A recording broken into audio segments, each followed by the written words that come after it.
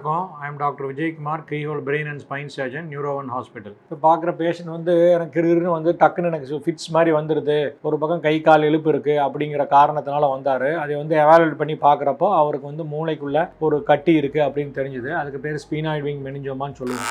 So மூளை அடிவாரத்தில் இருக்கிற இடத்துல இருந்து வெளியே இருக்கிற தோல்லேருந்து வரக்கூடிய கட்டி தான். ஸோ அந்த மெனிஞ்சஸ் அப்படின்னு சொல்கிறது தான் மூளைக்கு வெளியே இருக்கிற ஒரு தோல், அந்த இடத்துலேருந்து வர்றதான் மெனிஞ்சோமான்னு சொல்கிறது. அவருக்கு வந்து மூளை அடிவாரத்தில் இருக்கிற அந்த தோல்லேருந்து வர்றதுனால அது ஸ்கல் பேஸ் டியூமர்னு சொல்கிறோம். ஸோ இது வந்து முக்கியமான பக்கத்தில் இருக்கிற ரத்த குழாய், பக்கத்தில் இருக்கிற கண்ணு நரம்பு, இதெல்லாம் பக்கத்தில் அந்த கட்டி இருக்குது. ஸோ இந்த கட்டிக்கு வந்து ட்ரீட்மெண்ட் சர்ஜரி தான் இருக்குது. ஏன்னா கட்டி ஓரளவுக்கு பெரிய சைஸில் இருந்து மூளை இரிட்டேட் பண்ணுறதுனால தான் அவருக்கு சீஷர் வருது. ஸோ அதை வந்து நம்ம ஆப்ரேட் பண்ணி கம்ப்ளீட்டாக ரிமூவ் பண்ணிட்டோம். ரிமூவ் பண்ணுறதுல அவருக்கு டோட்டலாக ரெக்கவர் ஆகிருக்காரு. ஆப்ரேஷனில் எந்த ப்ராப்ளமும் அவருக்கு ஏற்படலை.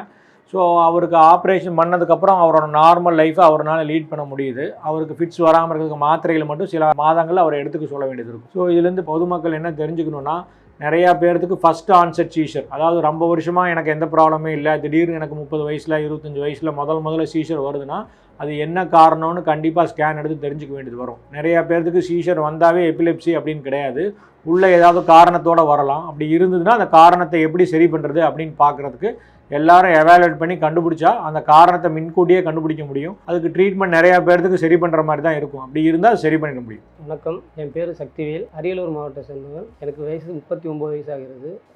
நான் இது மாதிரி அப்பா கூட வெளியில் போயிட்டு வீட்டில் வந்து அப்பாவை இறக்கிவிட்டு மறுபடியும் வெளியே போகலான்ட்டு பைக் எடுக்க போகும்போது திடீர்னு மயக்க மாதிரி வந்து கீழே விழுந்துட்டேன். அதுக்கப்புறம் ஒரு 1.5 மணி நேரம் சுயநினைவே கிடையாது. பக்கத்தில் அரியலூரில் ஒரு தனியார் மருத்துவமனைக்கு அழைச்சிட்டு போனாங்க. அங்கே அழைச்சிட்டு போனப்போ சிடி ஸ்கேன் எடுத்து பார்த்தாங்க. எடுத்து பார்த்ததில் இது மாதிரி ஒரு கட்டி இருக்குது, இதுக்கு வந்து ஸ்பெஷலிஸ்ட் வந்து நியூரோவன் தான், அங்கே போங்க எங்களை ரெஃபர் பண்ணாங்க. அப்புறம் அங்கேருந்து இங்கே வந்து டோல்கேட் தாண்டினதுக்கு அப்புறம் தான் எனக்கு ஆம்புலன்ஸ் சவுண்டு கேட்குது. நான் எங்கள் ஒய்ஃப் கிட்ட கேட்குறேன், எங்கே ஆம்புலன்ஸில் போயிட்டு இருக்கோம் அப்படின்ட்டு. ஒன்றும் இல்லை படுங்கன்னு சொல்லி படுது. அதுக்கப்புறம் வந்து இங்கே ஹாஸ்பிட்டலில் வந்து எனக்கு நினைவு வந்துச்சு. சார் பார்த்துட்டு அதான் சொன்னாங்க, இது மாதிரி கட்டி இருக்குது, ஆப்ரேஷன் பண்ணணும், நாளைக்கு பண்ணிக்கலாம், இன்றைக்கி எல்லா டெஸ்ட்டும் எடுத்துருவோம், டியூஸ்டே வந்து 2 மணிக்கு ஆப்ரேஷன் சொல்லியிருந்தாங்க. 2 மணிக்கு ஆப்ரேஷன் சொல்லிட்டு எல்லா ப்ராசஸ் பண்ணிட்டாங்க. ஆப்ரேஷன் தேட்டருக்குள்ளே போயிட்டோம். அப்புறமேல் தான் பார்த்தேன், அப்புறம் ஐசியூவில் வச்சுருந்தாங்க. ஐசியூவில் அதாவது எனக்கு கண்முழிப்பு எப்போ வரும்னா அடுத்த நாள் தான் வரும்னு சொல்லியிருந்தாங்க. ஆனால் எனக்கு நைட் 9 மணிக்கே சுயநினைவு வந்துருச்சு. அப்புறம் அன்றைக்கி நைட்டு ஃபுல்லாக இருந்தேன். காலையிலேருந்து டாக்டர் செக் பண்ணும்போது பரவாயில்ல, நார்மல் ஆகிட்டீங்க, மற்றவங்களாம் அடுத்த நாள் தான் எந்திரிப்பாங்க, நீங்கள் முதல் நாளே எழுந்திரிச்சிட்டீங்க, பரவாயில்ல அப்படின்னு சொல்லிட்டு எனக்கு கொஞ்சம் தெம்பு சொன்னாங்க. அதனால் எனக்கு ஓரளவுக்கு க்யூர் ஆகிடுச்சு. வியாழக்கிழமை போக சொல்லிட்டாங்க. வியாழக்கிழமை வீட்டுக்கு போயிட்டு 2 மாதம் முடிஞ்சதுக்கப்புறம் வாங்க நம்ம ஸ்கேன் பண்ணி பார்ப்போம் அப்படின்ட்டு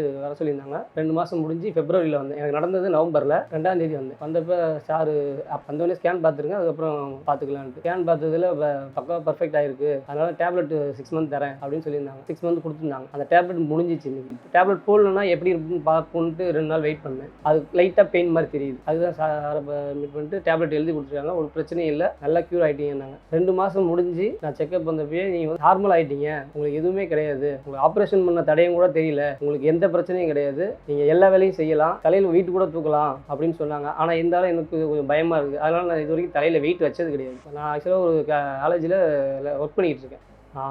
அந்த 2 மாதம் முடிஞ்சோடனே நான் ஜாப் ஜாயின் பண்ணிட்டேன். பிப்ரவரி 1 ஜாயின் பண்ணிட்டேன். போயிட்டு அதுலேருந்து என் ஒர்க்கு ரொட்டீனாக போயிட்டு இருக்கு, எந்த பிரச்சனையும் கிடையாது. எனக்கு மறுவாழ்வு கொடுத்த விஜயகுமார் டாக்டருக்கு என்னோட மனமார்ந்த நன்றி.